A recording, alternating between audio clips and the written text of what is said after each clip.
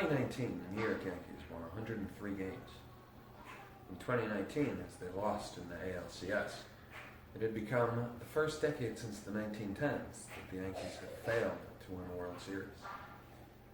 Their recent regular season success has been notable, but their recent postseason failures have left the fan base less than satisfied. My name is Barry Boucher. Welcome to From the Back of the Net. Hi, I'm Barry Boucher. I'm here to talk to you about the 2019 New York Yankees. Joining us today are three esteemed guests of the New York Yankee family. First, from Monument Park, Brian Cashman. Hi, it's great to be joining you after such a successful season. Well, many would say a season without a World Series championship is a failure for the New York Yankees. Well, the Red Sox didn't win, so we're doing better than you'd think. Great. Also with us today from the press box, Susan Wallman. It's great to be here after all these years. A reunited Mr. Steinbrenner and Yogi, you know. Yes, we know. The Yes Network reminds us every 5 minutes, but it's good to see you remember where you came from. And finally, the voice of the New York Yankees, John Sterling. How are you tonight? It's a query from Barry! Right. Brian, how do you feel when compared against other GMs around the league? I've stuck to our plan, and my success is unmatched. Unmatched? Even by someone like, say, Theo Epstein? While the Yankees have been busy not winning World Series, Theo has led two cursed franchises to their first World Series championships in decades. Cursed. Yeah, apparently a billy goat and some fat guy who subsisted on hot dogs and beer. Wait, is this right? Sounds made up. Oh, Babe Ruth. 714 homers for the Sultan of Swat! Babe Ruth. Now those were some good Yankees teams. Now, the 2019 Yankees team did have some success, but ultimately, not enough. Touche from Boucher! What do you have to say about this 2019 team? Well, I built this team around the bullpen and slugging. I knew if we could get into a bullpen battle, we would win. And I knew that we could outslug them.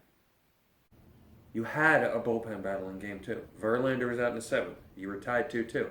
Ultimately, you lost in the 11th inning. J.A. Happ lost that game. He is a starter. In your 2 wins, your bullpen conceded only 2 runs. Conceded? What is this, soccer? In your 4 losses, your bullpen gave up 14 runs. There were 2 walk-off wins. Encarnacion and Sanchez were combined 4 for 41. That's not even on the interstate. How was your bullpen better? How was your slugging better? We out-homered them 10-7. Hey, let's talk about free agency. You could have added Patrick Corbin. I'm interested in winning the World Series, not in Patrick Corbin. Corbin won Game 7. My mistake. Error! Susan, how did you feel about the team this year? Would you have done anything differently with the 2019 Yankees? I told Brian, I told John, I told everyone we needed more starting pitching. I even offered to make a phone call to a certain starting pitcher. Ooh, who are you going to acquire? One of the greatest pitchers of all time. Oh, no. It could have been so dramatic. Roger Clemens is in Mr. Steinbrenner's box. Roger Clemens is coming back. Oh my goodness gracious. Of all the dramatic things I've ever seen. She's like a mix between Paul Baldwin from the Coffee Talk and the Nanny. It's another touche from Barry Boucher! A lot of people would say that Derek Jeter gave you a gift when he went to Miami and traded you Giancarlo Stanton. Jeter? Jeter, my pawn? He took advantage of me. Stanton, $25 million a year? 41 home runs now. $50 million. How's that fair? If he was my pawn, he'd have given me Yelich. No. Here in New York, we're at a distinct disadvantage. Everyone's trying to cheat us, and we just don't have the resources that other teams have, being from New York. Are you arguing that you're at a disadvantage because you're from New York? When Jordan retired from the NBA the first time, the league was left wide open for the Knicks to swoop in and win a championship. But who got in the way? The Houston Rockets. In 1986, sure, the Mets won the NLCS, but who won the MVP? Mike Scott, starting pitcher for the Houston Astros. What? Look around you here. These are our radio people. If we were at an advantage, do you think our fans would be tuning into the radio to hear them? Weighing in on the Yankees being underdogs, we have in the field Aaron Judge and Jose Altuve. Oh yeah, being from New York, you're an underdog. Payroll, exposure, and everything's bigger in Texas. Isn't that right, Jose? It puts a lot of pressure on us. Oh yeah. Hot dog, Yeah, thank you. hot sauce. Yeah, thanks.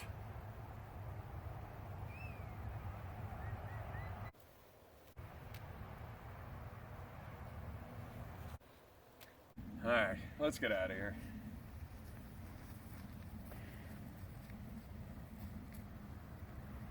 Look at the uniforms, too. No baseball uniform is as easily identifiable as the Astros uniforms from the 80s. The Yankees, we have an N and a Y. 2 letters. Interlocking NY! And the stadiums. Look at Enron Field. Minute Maid Park. Ballpark at Union Station. Astros Field. That's 4 names. Yankee Stadium only has 1. Enron, almost last century. Yankee Stadium, 10 years old. You go to Enron, the ghosts come out. Billy Hatcher's 14th inning game-tying, series-saving home run. They lost that game. And the series. And it was in the Astrodome. When I walked in there, I could hear Bob Watson saying, "Let the kids play," from Bad News Bears 2. Also the Astrodome. Let them play. Let them play. Let them play! Let them play! Let them play! Let them play! Did you know that was Gary Busey chasing the kid around in the outfield?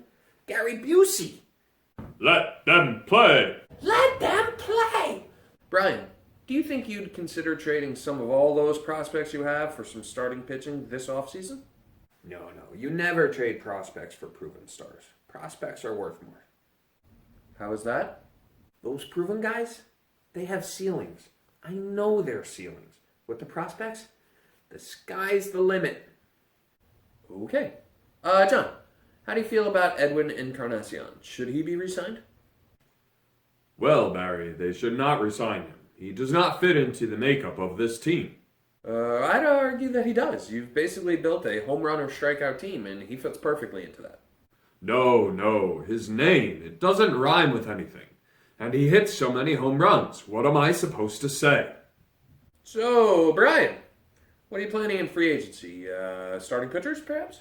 No. There's no need for starting pitching. Why would I want one guy to give me 7 scoreless innings when I could have 7 guys each give me 1 scoreless inning? It's still 7 scoreless innings. Imagine if you had Cole every 5th day. The rest he would give that bullpen. Imagine if there's a way to get DeGrom too. You could actually use your bullpen on full rest on days in between Cole and DeGrom for a whole 9 innings. No, you're missing the point. You're going to have a lot of disappointed fans. Well, Barry, I do have some exciting news. It's being finalized right now, I think. Yep. Yeah, no, it's done. Can you guys patch him through? Go Yankees! Music? Organist? DJ? 7th inning stretch? I'm Nikki Grazzi. Show him what you do, Nicky. Fastball. Nice. Curveball. Oh, hold on. I got another deal done. The fans are gonna love this one. Wait! What happened? Well, that's all the time we have for today. John, great job with the names. You must really love the name game. Anytime. But what is this name game? The name game. It's a song. You sing people's names, change them up. Like Gary Santos, ready? Gary, Barry, Bo, Barry, Banana, Fana, Fo, Farry, me, my, Mo, Gary. Gary. Wow. Oh my goodness. Dee Dee? Glaber? Giancarlo!